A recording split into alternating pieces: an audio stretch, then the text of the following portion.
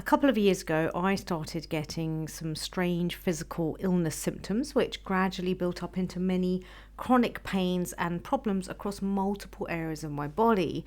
I went for a series of tests, and the doctor couldn't find any major issues, thankfully, because in my head I was convinced that I was dying. But over the months, my symptoms continued to worsen. Every day was becoming a struggle to get through. I had brain fog, headaches, heaviness in my body, tinnitus, aches and pains, all of which just kept causing further mental and emotional distress. I was deeply exhausted all the time and I just couldn't shake it. What on earth was wrong with me? I had no idea. I was just pushing on through life each day, but it was getting harder and harder, and I was sick of being sick. So I started to look further for solutions, and I reflected on my stress levels, the amount of change that I'd been through over the past couple of years, health issues that run in my family, and my general lifestyle. I spotted some areas where I could make improvements, and so I began with daily yoga and breath work, measuring and cutting down sugar intake, and taking a detox green juice every morning. After a few months, I felt a bit better, but sometimes I felt even worse than before. This was very confusing. Overall, my lifestyle wasn't that bad. I'd never had any major illnesses, and I am fairly young, so how could I be feeling so ill? I began to resign myself to either a grave illness that was yet undiagnosed or a lifetime of mystery and misery. One day, just when I was feeling particularly sorry for myself, I blurted out to my husband, "I just really need an early night." That wasn't the first time that I'd said that. In fact, for almost the whole time that we'd been living together, which was over 2 years, I'd been complaining that I was never getting a good sleep. I was going to bed way too late, I'd sleep very lightly and wake up at the slightest sound, and even if I did get a long sleep, I'd still wake up exhausted and unrested. My husband and I also had very different sleep patterns, which I was struggling to adapt to and sleep through. We agreed that he'd take the spare room that night so that I could have the bed to myself and try and get a decent rest. After I got over the guilt of sending hubby away whilst I had the king-size bed all to myself, I went off to sleep. And then in the morning, the penny dropped. The next morning I arose, and it was like I had entered a new dimension. I was awake. I was alert. I was refreshed. I had slept deeply, and I knew it. I felt it. And I knew at that point that I hadn't slept this deeply in ages. It dawned on me that the quality of my sleep, not just the duration, had been suffering greatly for years.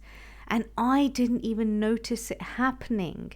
It crept in one night at a time. Poor sleep gradually became my norm. Being unrested and exhausted gradually became my expectation. Over time, I forgot what good sleep and feeling rested even felt like, so I didn't even realize that I was missing it. I also forgot that I used to be a champion sleeper. I was very good at it. My 20-minute naps would turn into 4-hour sleeps. I could sleep almost anywhere and almost immediately. A good, solid sleep at night was very rarely an issue for me. But all of that had changed, and it had damaged my health and well-being, physically and mentally. I recently had further tests done, and thank God I'm largely in the clear on most general health metrics, which indicates even more to me that all these symptoms were probably due to chronic exhaustion, especially as I've been able to resolve a lot of them just through sleep. But 2 years of sleep deprivation has left its mark. I do have some physical issues that are linked to poor sleep, and I now need to work on healing those. Sleep deprivation affects all areas of our mind and body. It's linked to depression, anxiety, cognitive decline, Alzheimer's, poor memory and concentration, high blood pressure, heart disease and stroke, type 2 diabetes, obesity, inflammation and weakened immune response, reduced fertility, increased risk of certain cancers, and shortened life expectancy. Sleep deprivation literally kills us. Now, this would certainly be a good time for me to state very clearly that I am not a doctor and you should seek medical advice and expertise for any issues that you are having. I'm just here to say that if you think you're having poor sleep or you're generally feeling unwell every day, why not try and get a good sleep and just see if it helps? What could you possibly lose? How you improve your sleep is up to you.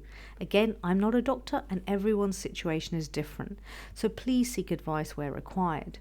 I took a very natural and easy approach of simply shifting my behaviors, but you might need something else or something more. The single change I made had a drastic impact. I'd say I feel about 60% better than before.